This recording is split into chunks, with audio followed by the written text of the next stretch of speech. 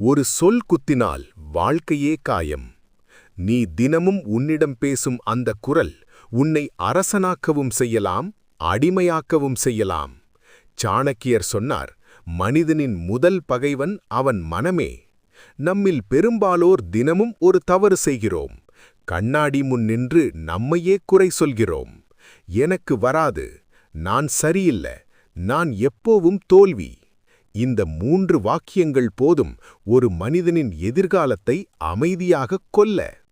ஆனால் அறிவியல் வேறு உண்மை சொல்கிறது. தன்னோடு பேசுவது பைத்தியமல்ல, அது மூளையின் பயிற்சி. வைகோட்ஸ்கி என்ற அறிஞர் நிரூபித்தார், உள்ளக்குரல்தான் சிக்கலை தீர்க்கும் ஆசான் என்று. ஆனால் ஒரு நிபந்தனை, செல்ஃப் டாக் என்பது புலம்பலாக இருக்கக்கூடாது, அது வழிகாட்டியாக இருக்க வேண்டும். இப்போது 3 எளிய மந்திரங்களை நினைவில் வை. முதல் மந்திரம், கேள்வி கேள், இதற்கு வேறு வழி என்ன? இரண்டாம் மந்திரம், ஆசானாய் பேசு, நீ முயன்றால் முடியும். மூன்றாம் மந்திரம், செயலாய் மாறு, அடுத்த அடி இப்போது.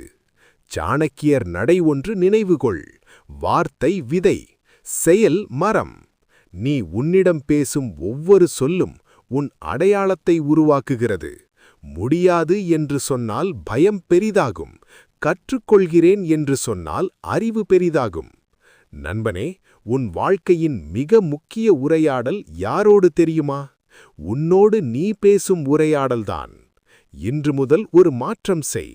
முடியாது என்பதை கற்றுக்கொள்கிறேன் என்று மாற்று. பயம் என்பதை பயிற்சி என்று மாற்று. தோல்வி என்பதை அனுபவம் என்று மாற்று. சாணக்கியர் இறுதியாக சொல்கிறார், தன்னை வென்றவன் உலகை வெல்லத் தொடங்குகிறான். இப்போது ஒரு கேள்வி உனக்கு. நீ அதிகமாக உன்னிடம் சொல்வது எது? முடியாதா, முடியுமா? ஒரே ஒரு வரிக்கருத்தாக எழுது.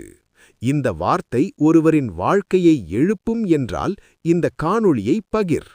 உன் அடுத்த வெற்றி உன் அடுத்த வார்த்தையில்தான். நன்றி.